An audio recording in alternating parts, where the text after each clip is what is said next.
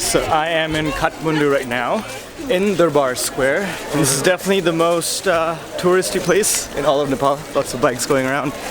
But today I'm going to try out some famous Nepalese food, probably the main food here, at least the most popular one, called a momo.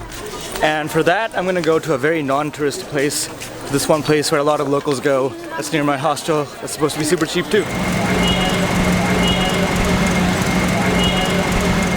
Can I get one plate of momo?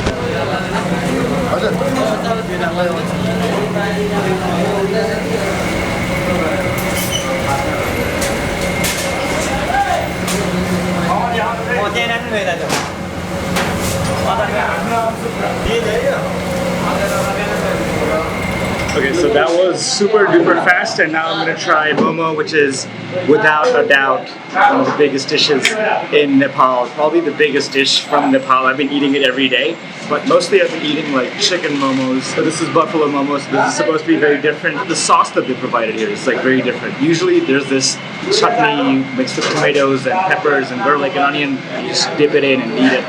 But here they poured the sauce like right into my momo, and I asked them what's in it. Apparently it's like peanut.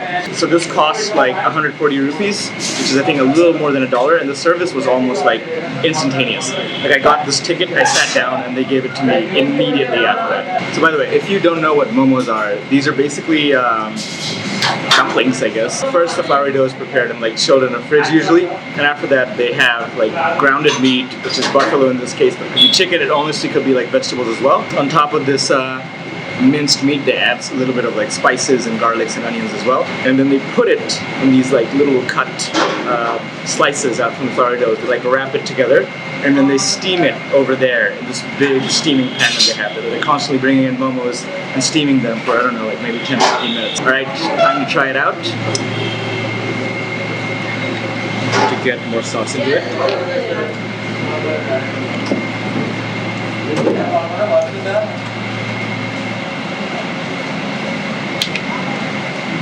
This is so freaking delicious.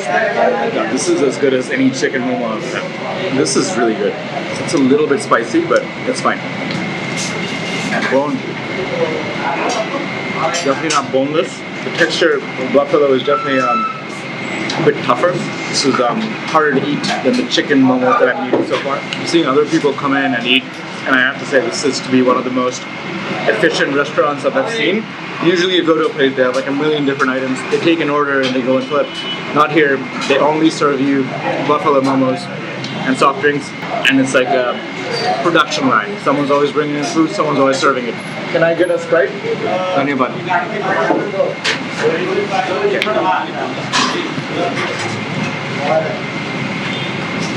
So good.